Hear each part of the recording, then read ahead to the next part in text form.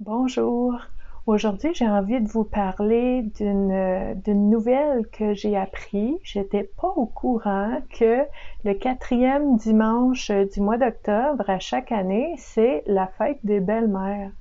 Je savais pas ça, j'ai appris ça cette semaine. Donc aujourd'hui, 25 octobre, la fête des belles-mères. Donc, je voulais vous parler un petit peu de ça, mes impressions, parce que comme plusieurs personnes, j'ai deux belles-mères plutôt qu'une. Et je suis aussi la belle-mère d'un grand garçon.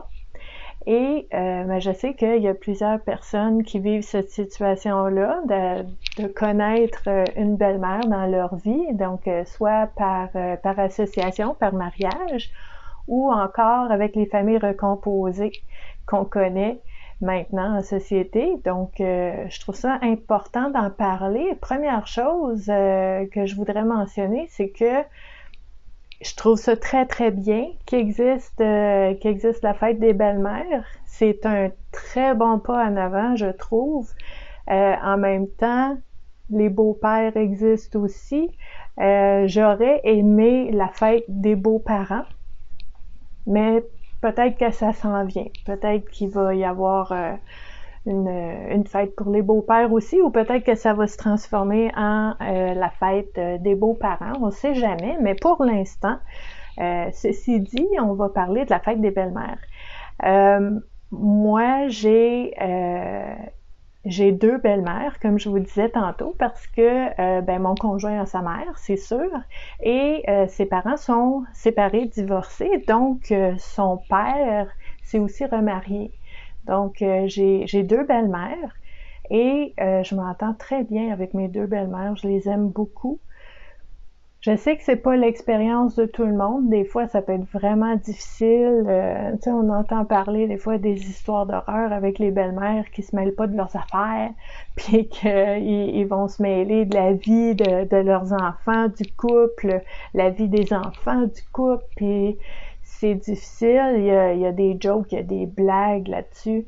Euh, je comprends que c'est pas facile dans certaines situations, mais en même temps, je suis pas certaine que ce soit à cause que ce soit une bru et sa belle-mère. C'est peut-être des personnalités que s'ils se seraient rencontrés à quelque part, ça aurait pas marché non plus. Ça se peut. En tout cas, il y a plein, plein, plein de choses qui rentrent en ligne de compte là-dedans. Mais tout ça pour vous dire qu'aujourd'hui, en cette journée, la fête des belles-mères, ben, je souhaite une très belle fête des belles-mères à mes deux belles-mères, à Denise et à Nola. Euh, si jamais vous avez une belle-mère, ben, je vous invite à lui faire un petit coucou. Peut-être qu'elle n'est pas au courant que c'est sa journée aujourd'hui. Donc, je pense aussi que notre relation avec notre belle-mère, il y a une partie qui nous appartient. Si, par exemple, je dis que tu sais, ça va bien avec ma belle-mère, mais peut-être que moi, je suis ouverte, je suis accueillante, puis elle aussi, puis là, ça fonctionne. Est-ce que si, par exemple, avec votre propre belle-mère, ça fonctionne pas bien, est-ce que vous la trouvez froide, distante? Est-ce que vous allez vers l'avant? Est-ce que vous êtes accueillant ou accueillante? Il y a une partie aussi, une relation, c'est toujours deux personnes, hein? Donc, il y a des choses à regarder de ce côté-là. Donc, il y a cette partie-là de la belle-mère, donc par association, par mariage. Et il y a aussi, comme je vous disais tantôt, avec les familles recomposées. Moi, j'ai rencontré mon conjoint en 2003 et Jérémy avait 4 ans, 4 ans ou 5 ans à ce moment-là. Petit garçon tout cute. Maintenant, il est rendu à 22, 22 ans. Et puis moi, je suis sa belle-mère à lui. Donc, il y a sa mère, il y a son père, il y a un beau-père, puis il y a une belle-mère. Donc, c'est quelque chose qui, tu sais, je peux pas parler pour tout le monde, là, je peux parler pour moi. C'est une expérience extraordinaire parce que moi, je n'ai pas d'enfant biologique. C'était pas non plus dans mes projets nécessairement d'avoir des enfants biologiques, mais j'ai toujours voulu avoir un enfant. Et ben idéalement pour moi, dans ma tête, je me disais, faudrait que je rencontre un homme extraordinaire qui a déjà un enfant. Puis c'est ce qui est arrivé. Donc, j'ai beaucoup de reconnaissance pour mon conjoint, pour la mère de Jérémie, parce que sans ces deux personnes-là ensemble, cet enfant-là n'aurait pas existé. Donc, beaucoup de reconnaissance pour la mère de Jérémie aussi. Et beaucoup de reconnaissance pour lui et pour petit garçon qui est arrivé dans ma vie avec son père. C'est comme un package deal tout ensemble. Famille instantanée.